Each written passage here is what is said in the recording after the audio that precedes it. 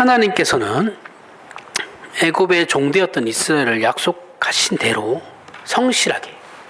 성실하게 약속의 땅으로 들이셨습니다. 그죠? 하나님은 약속을 어기신 적이 없어요. 하지만 그 땅에 정착한 이스라엘은 시간이 지남에 따라 쫓아내지 않았었죠. 그죠? 가나안 민족을 다 쫓아내고 진멸하라고 했는데 그걸 안 지켰어요. 얘네들이. 그래서 그 쫓아내지 않고 남아있던 그 가나안의 원주민들이죠. 원주민들과 야합하여 하나님이 아닌 다른 신들을 섬기기 시작합니다. 섬김으로 이게 이제 반복되는 재난에 빠지게 되죠. 똑같은 사이클이 계속 반복돼요. 본문은 그것을 여호수아와 그 동시대 사람들이 살아있을 때와 비교하고 있죠. 비교하면서 다시 한번 우리에게 확인을 시키는 겁니다. 여호수아는 이미 죽은 사람인데 여호수아와 그와 함께 했던 장로들이 살아있는 동안은 그래도 이스라엘이 하나님을 잘 섬겼는데 걔네들이 다 그 세대가 지나가고 난 뒤 다음 세대가 오자 이들은 그 원주민들과 가나안 원주민들과 야합해서 하나님을 섬기지 않았죠. 그 이제 비교하는 겁니다. 오늘 본문은 이스라엘의 반복되는 재난이 그 시작점이에요. 이스라엘이 제가 이거 구조에 대해서 이렇게 사사기 구조에 대해서 이제 첫 번째 시간, 두 번째 시간 설명했었죠, 그렇죠? 계속 반복이에요, 계속. 그게 총 6번 정도 돌아갑니다.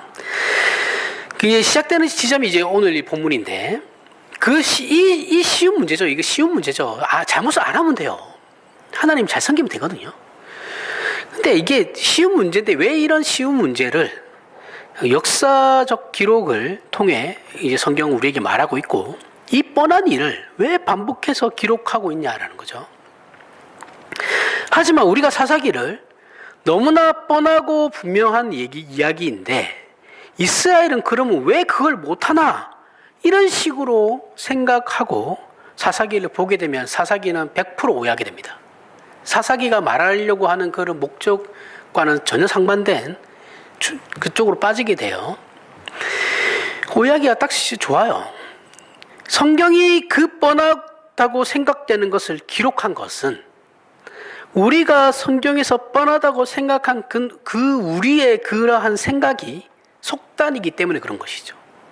속단해서 읽으시면 안 돼요. 하나님께서는 당신님이 하실 일을 명분이나 개념으로 알리시지 않으십니다. 명분이나 개념이 아니고 구체적으로 알려주세요. 하나님께서 우리에게 살아보고 경험하며 보게 하고 맛보게 하십니다. 그죠? 우리의 인생을 우리는 답을 다 알아요. 교회 신앙을 가졌다는 사람 치고 답을 모르는 경우는 없습니다. 내가 그렇게 안 할 뿐이지, 그죠? 안 하는 거예요. 못하는 거죠. 하고는 싶은데 못하는 겁니다.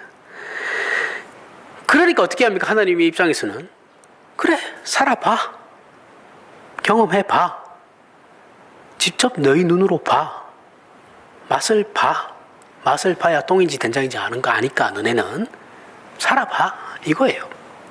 그렇다고 버리는 게 아니에요. 버리는 개념이 아니고 자식들을 키울 때 아무리 부모가 말로 가르치는 것도 분명히 있지만 걔네들이 직접 경험해봐야 되는 부분들이 있죠. 그렇죠? 사회생활은 특히 그렇습니다. 해봐야지 알아요. 부모가 나중에 얘기한 거는 사회에 나가서 깨지고 난 뒤에 예전에 아버지 어머니가 이렇게 얘기했지. 그게 그때서야 들어오는 겁니다. 무슨 말인지 아시겠죠? 안 해보면 백날 몰라요. 말로 해봐야. 경험해봐야 됩니다. 경험하게 하시죠, 우리에게. 그것이 하나님의 방법이고 역사입니다. 인류의 역사이고 그리고 성경이 말하고 있는 증언이에요.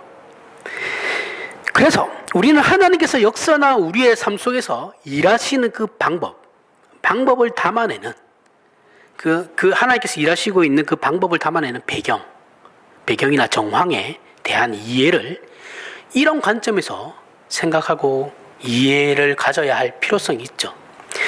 하나님께서 역사와 삶의 구체적 정황 속에서 답을 주고 계시는 것을 모르고 있다면 하나님께서 개인적인 우리에게 삶이나 우리의 인생 가운데 아니면은 이 전 인류의 역사를 통해서 인류에게 답을 주고 계시고 아니면 개인에게 답을 주고 계시다는 것을 모르고 있으면 사사기는 그때부터 어떻게 읽히냐면 하나님은 피도 눈물도 없는 존재구나. 그렇게 읽히는 거예요. 전후 사정도 없고 이유도 없이 기이한 어떠한 불련 속에 불연속적인 개념만 반복되고 있다라고 생각하게 돼요.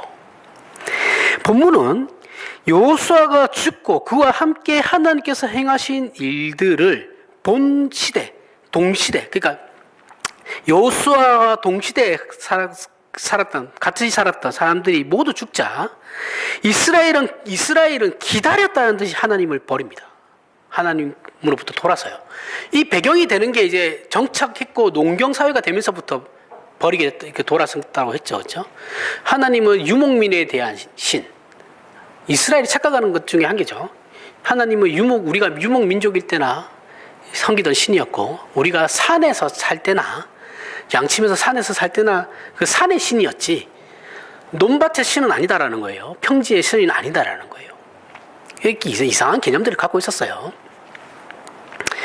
그래서 이제 농사를 지으니까 농사에 맞는 신을 섬겨야 된다고 해서 바알을 섬기는 겁니다. 돌아서죠. 이 일이 계속 반복되는 거예요. 계속 반복됩니다. 이 반복이 사사기의 배경과 정황을 구성하는 핵심이에요. 각각의 이야기는 저번에도 얘기했지만 등장인물과 장소만 다르고 기본적으로는 동일한 이야기가 계속해서 반복돼요. 6번 반복된다 그랬어요. 이스라엘은 연속적이고 반복적으로 하나님과 단절합니다. 그러나 하나님께서는 연속적이고 반복적으로 이스라엘에게 성실하세요. 이 비교하고 대조하고 있죠. 이 불협화음이죠. 이 불협화음이 말하자면 이스라엘에게는 재앙이 되는 겁니다. 하나님은 성실하시고 끊임없이 성실하시고 이스라엘은 끊임없이 불순종하죠. 이 불협화음이죠. 불협화음이 이스라엘에게는 재앙이 되는 거죠. 동일하게 우리는 하나님께서 우리 인생 속에서 당신님의 뜻을 담아내기 위해 우리의 불신앙적인 모습을 허락하십니다. 아니 하나님이 살아계시면 내가 죄지는 걸 막으셔야지 그냥 내버려 두면 어떻게 하십니까? 아니에요. 하나님께서는 우리의 선택을 지극히 존중해 주세요. 극진히 존중해 주심으로 말미암아서 우리가 무엇을 선택하든 그건 우리의 자유예요. 그게 죄라고 할지언정 안 막으십니다. 그걸 내가 선택하는 거예요. 물론 책임도 내가 지는 거예요. 안 막죠. 그래서 그러한 불신앙적인 모습까지도 허락하십니다. 사실은 이 사사기를 읽으며 또한 우리가 살아온 이 시대와 현실을 보면 이건 거듭 우리가 확인할 수 있는 내용들이죠. 내 자신을 봐도 그렇고 우리의 인류 역사를 봐도 그렇습니다. 확인할 수 있어요. 그래야 성경을 제대로 읽을 수 있어요. 여기에 대한 이해가 있어야 됩니다. 인류 역사가 어떻게 하나님께 불순종했고 내 자신이 하나님 앞에 신앙을 가졌음에도 불구하고 어떻게 불순종하고 있는지를 알아야지 이 성경을 제대로 읽을 수 있고 그 성경의 진리의 무게를 알 수도 있어요. 하나님께서는 우리 신자의 전생의 가운데 어떠한 정황들을 허락하시죠. 특별한 정황일 수도 있고 그냥 일상적인 생활일 수도 있습니다. 그렇죠? 일상일 수도 있어요. 어떠한 정황들이 막 일어나요. 상황들이 일어나죠. 정황들이 그를 허락하시는데 그 안에서 주시는 답도 분명히 주시거든요. 답을 우리가 분별하고 구별하지 못하면 우리는 그 정황과 답을 100% 오해하게 됩니다. 나에게 어떻게 이런 일이 일어날 수 있습니까? 라고 하지만 그 안에 하나님께서 분명히 주시는 답이 있거든요. 나에게 원하시는 답이 있어요. 근데 그걸 우린 찾을 생각은 안 해요. 나는 빨리 이걸 피해야 된다고만 생각하지. 그래서 신자는 죄송한데 그 문제를 항상 정면으로 부딪혀야 돼요. 나에게 일어나는 모든 문제에 대해서 회피하면 똑같은 문제가 또 일어납니다. 피해갈 수 없어요, 이건. 이런 오해의 대표적인 것이 이제 인문학이죠, 인문학. 사람들이 만든 문학, 예술, 이런 겁니다.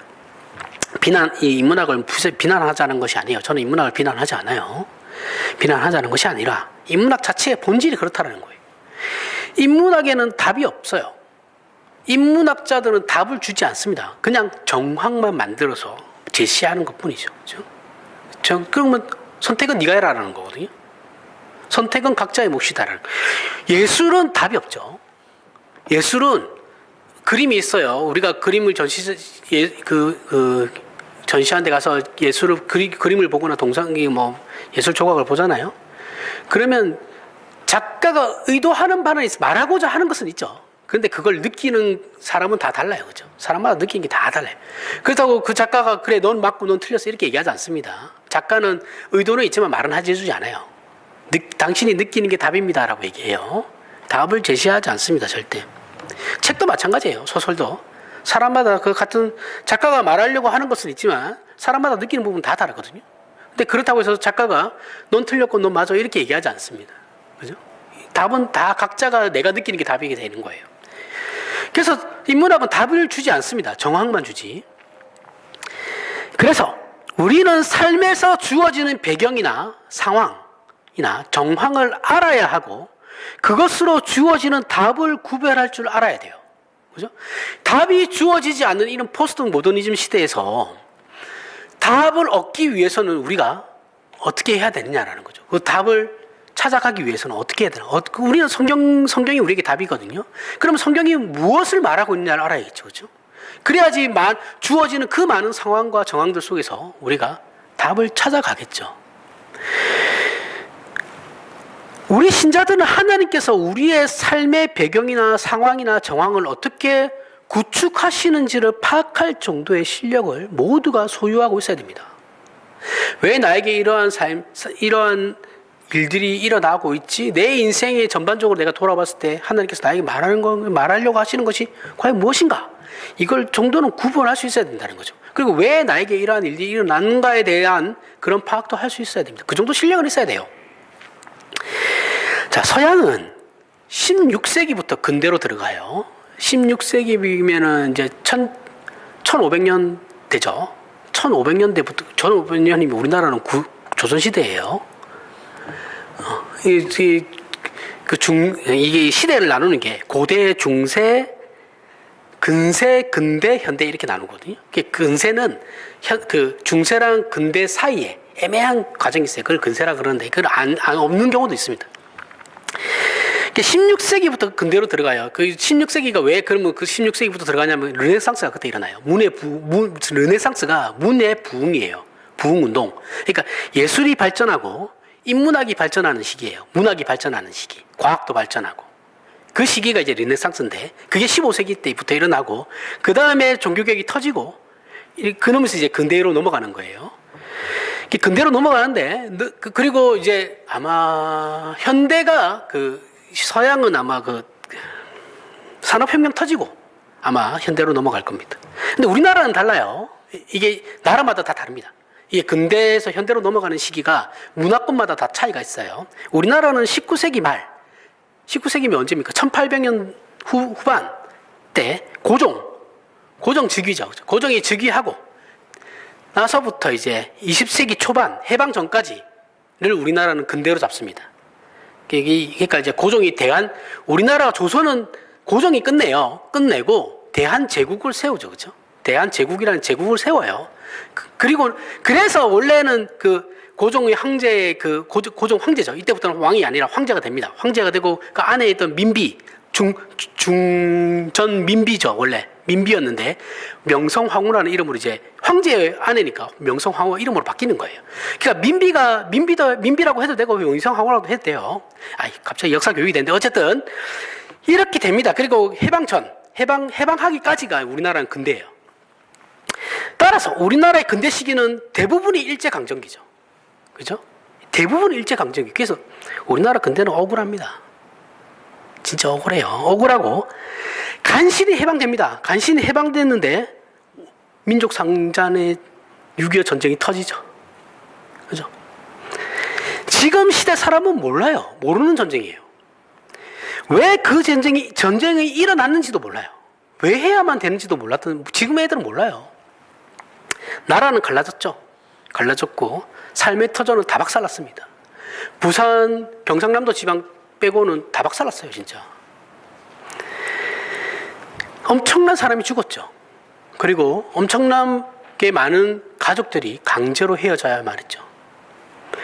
우리나라의 이 역사적 상황과 정황 속에서 그래서 발생하게 된 것이 뭡니까?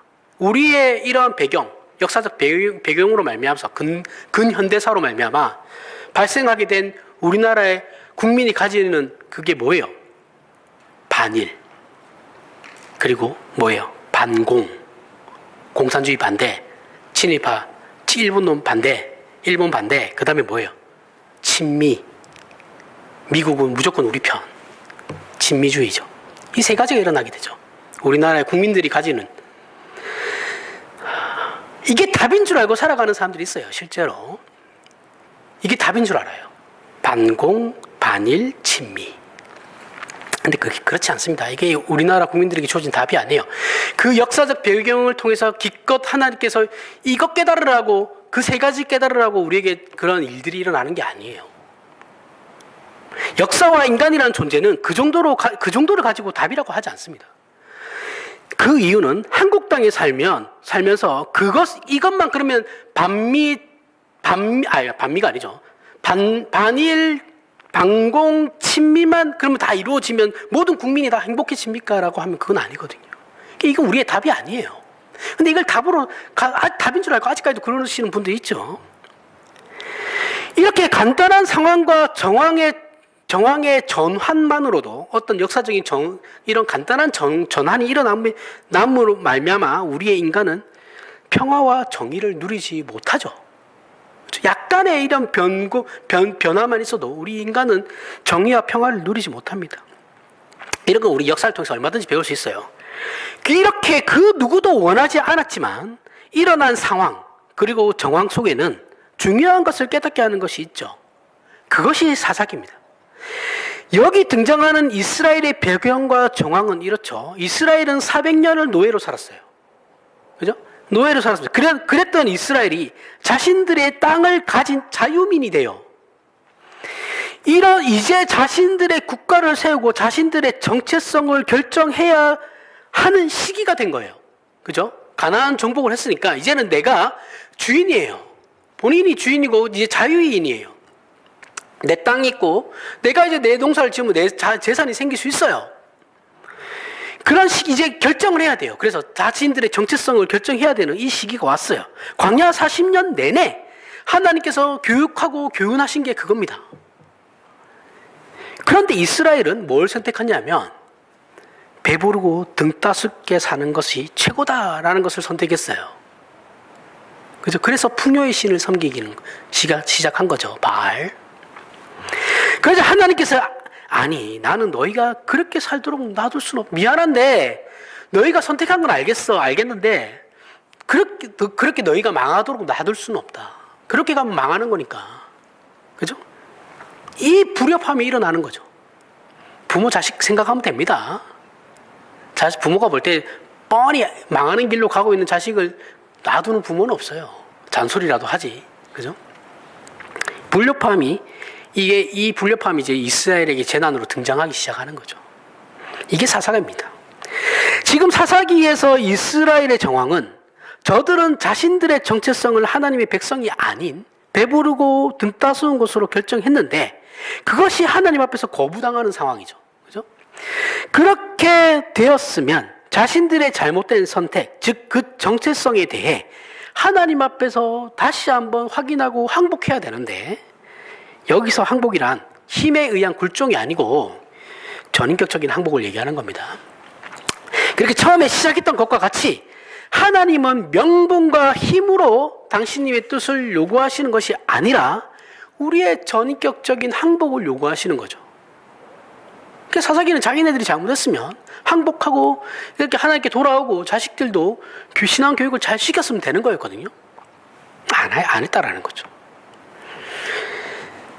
그렇게 하나님께서 우리의 전인격이 하나님 앞에 항복되기를 원하고 하나님께서 행하신 그 일들을 통해서 납득되기를 요구하시는 거거든요. 설득하시는 작업이에요. 계속해서. 이 납득을 위해서 하나님께서 우리에게 상황과 정황이 주어지게 하시는 것이죠. 이 아주 쉽게 인생이라는 시간 속에 우리의 현실로 이런 상황과 정황들이 아주 쉽게 주어지는 것인데 그러한 것들이 그냥 딱 주어지고 우리가 아무것도 모르는 그렇게 주어지는 이유가 알 수 없는 그렇게 주어지는 것이 아니고 이해할 수 있는 전후 상황과 설명과 이유도 함께 주시죠. 왜 이런 일이 일어나는지 모르겠다라고 생각하면 잘 돌아보십시오. 과거를 다시 한번 잘 생각해 보세요. 이것이 신자라는 존재의 전 인생에 관한 설명입니다. 우리의 인생은 여기 다 있어요. 다 들어가요. 사사기를 보면 이 문제에 대하여 이스라엘은 자신들의 실패를 뭐라고 얘기하냐면 나중에 뒤에 가면 나오는데 그때는 왕이 없어서 자기 소견에 옳은 대로 행하다 보니 혼란스럽고 무질서했다라고 변명을 해요. 이 변명은 자신들에게 어떠한 강력한 지도자가 있어서 우리를 좋은 상황과 정황으로 인도하고 강요했더라면 자신들이 이렇게 되지는 않았을 것이다라는 하나님 앞에 핑계죠. 안 통합니다, 이거. 그래서 결국 그들이 그렇게 원해가지고 사무엘로 넘어가서 마지막 사사 때 사무엘이 하나님이 왕을 허락하시죠. 너네 왕 뽑아놓으면 하나님께서 분명히 경고하셨어요. 너네 왕 뽑아놓으면 너희의 재산을 착취해 갈 것이고 너희 자녀들은 노예가 될 것이다라고 하나님께서 분명히 경고하셨거든요. 그러면서 아닙니다. 우리에게 왕을 주십시오라고 얘기해요. 왕은 하나님이신데 이미 있는데 왕을 달라고 합니다. 그래서 줬어요. 하나님은 분명히 반대했지만 줬습니다. 어떻게 됐어요? 뭘 어떻게 돼요? 망했죠 다. 나라는 쪼개먹고 위쪽 나라부터 망하고 그 다음에 다 밑에 나라 망했죠. 실패했죠. 이 열왕기상 읽어보면 다 나옵니다. 왕정이 기독교적인 거다라고 얘기하시는 분들이 있는데 아니에요. 하나님은 왕정을 한 번도 허락하신 적이 없어요. 하도 우겨대니까 그냥 들어주신 거지. 이스라엘이 그토록 원했던 왕정도 결국은 실패해요. 나라는 망하고 국민은 포로가 되었고 지파들은 모두 소멸되었습니다. 10개 지파가 소멸되고 2개 지파만 남아요. 지금 딱 2개 지파밖에 없죠. 유대인들. 유다 지파하고 그 베냐민 지파밖에 없습니다. 레위 지파도 있네요. 세 지파가 남았네요. 왕이 있고 없는 것으로 해결되지 않는다라는 거예요. 이게 성경의 답입니다. 이것은 모세가 죽고 여호수아가 그 후임으로 이스라엘의 지도자가 되었지만 여호수아 이후로 하나님께서 이스라엘에게 더 이상 어떠한 특별한 지도자를 허락하지 않는 것을 보면 알 수 있죠. 그 왕정 제도는 왕정은 하나님께서 원하시는 것이 아니었어요. 결국 이스라엘은 자신들의 정체성과 그 답을 어디서 찾게 되느냐? 찾게 되는데 어디서 찾게 되냐면 너무 늦게 찾았죠. 이제 나라가 망하고 바벨론으로 포로가 되고 이제 바벨론으로 가게 되었을 때 그때 답을 찾게 돼요. 그것이 뭐냐면 율법입니다. 율법. 그때서야 율법을 다시 한번 생각하게 돼요. 율법은 하나님의 명령을 따르는 것이죠. 그렇죠? 그 계명을 지키는 겁니다.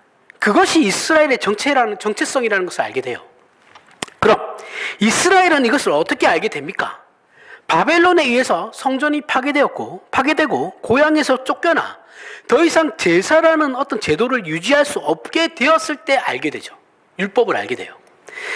이방 나라에서 하나님을 섬길 제사 제도와 장소를 가질 수 없어서 궁여지책으로 율법으로 밀려난 거예요.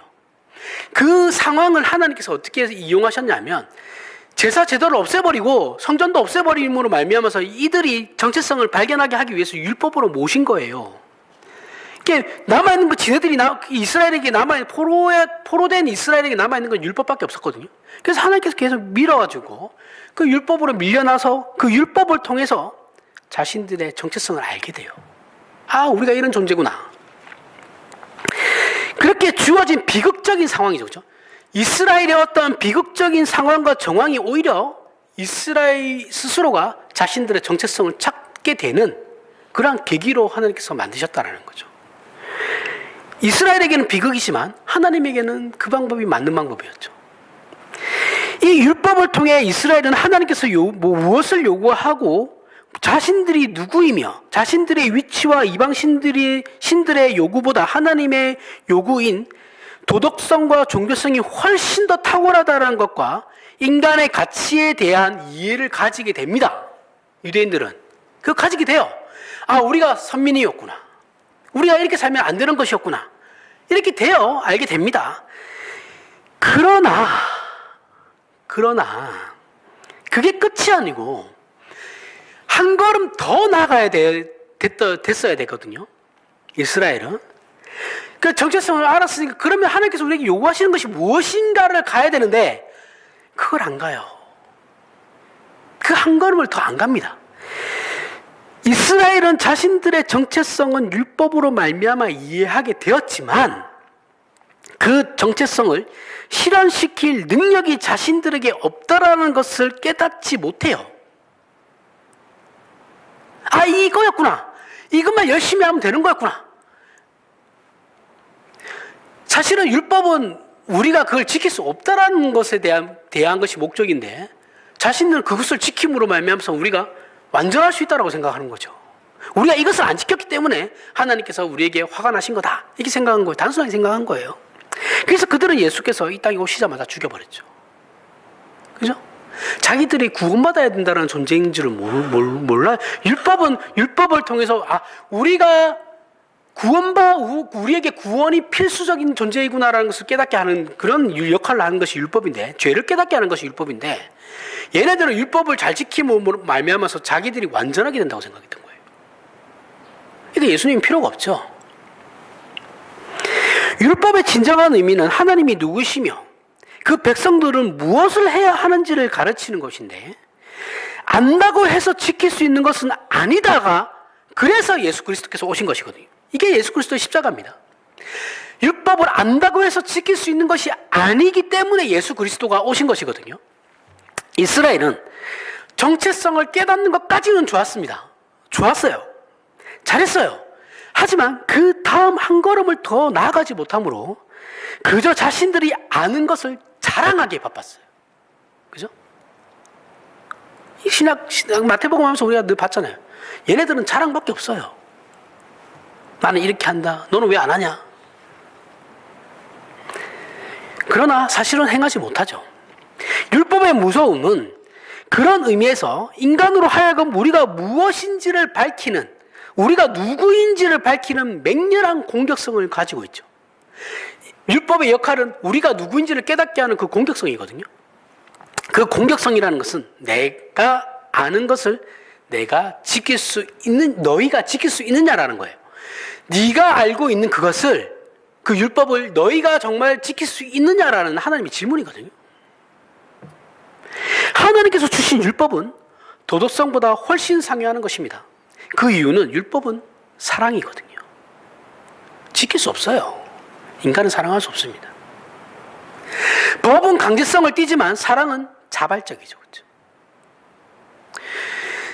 도덕이라는 것도 내면적 자발성을 가지지 않으면 지킬 수 없어요. 맞아요. 그래서 도덕을 지킬 수 없는 자가 사랑한다는 것은 사실은 어불성설이죠.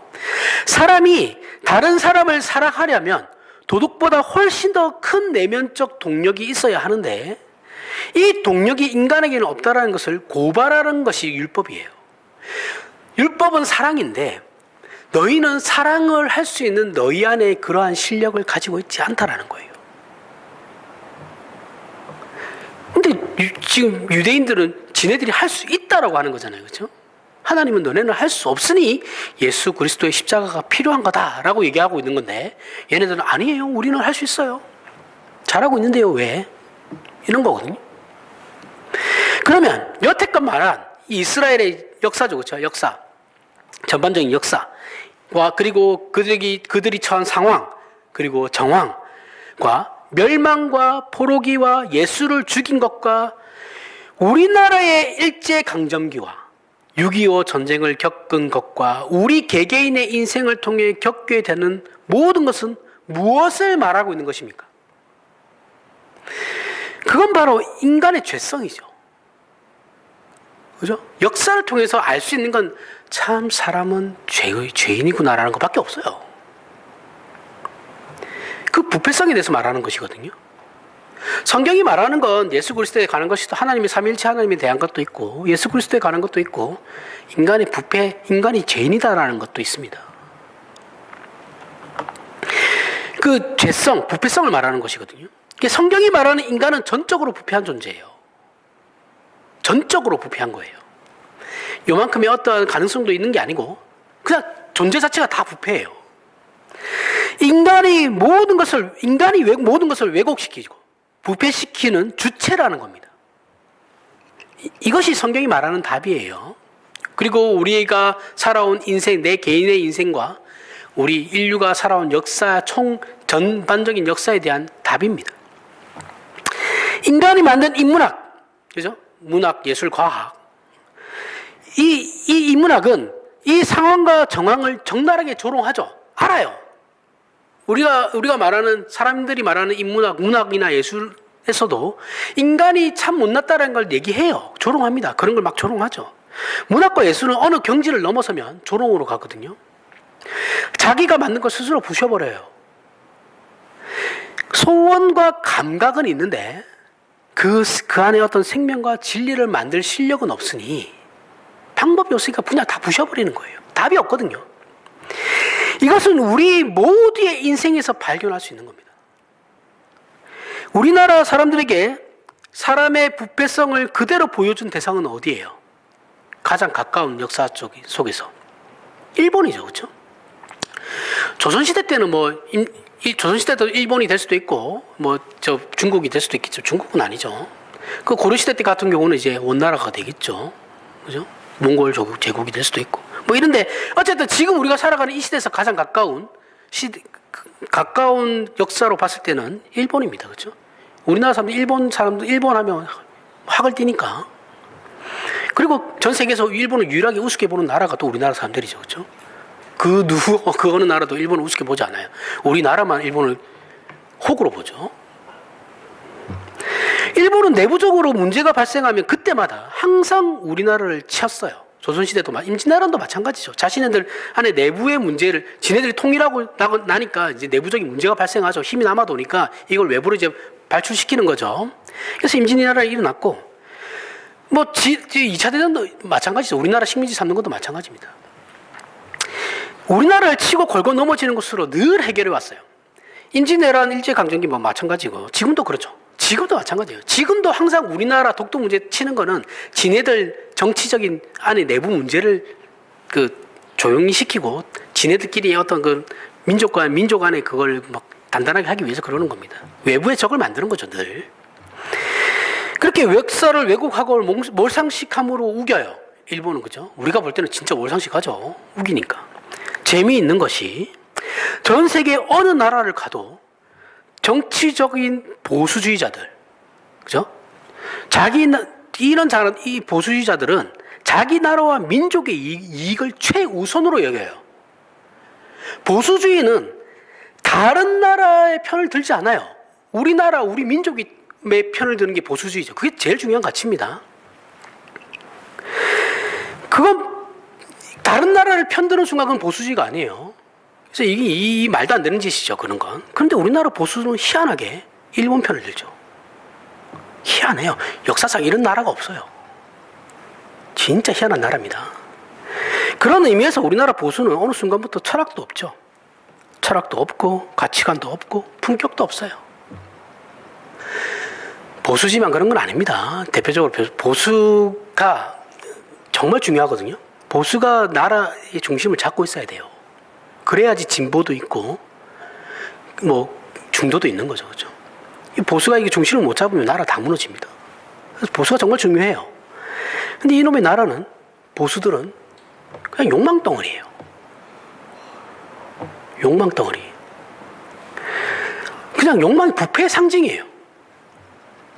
정말 안타까운 일이죠. 절대 그렇게 되면 안 됩니다. 정치 얘기를 하려는 건 아니에요. 이건 이상한 얘기를, 우리나라의 이런 현상이 너무 신기하기 때문에 그런 거예요. 전 세계에 이런 나라가 없어요. 이런 보수도 없고. 차치하고, 일본의 논리는 자기 가족 살리자고 이웃을 죽이는 거죠. 그죠? 지네 나라 살자고 다른 나라 죽이는 거잖아요. 이것이 일본에게 10장 찬양하도록 하겠습니다.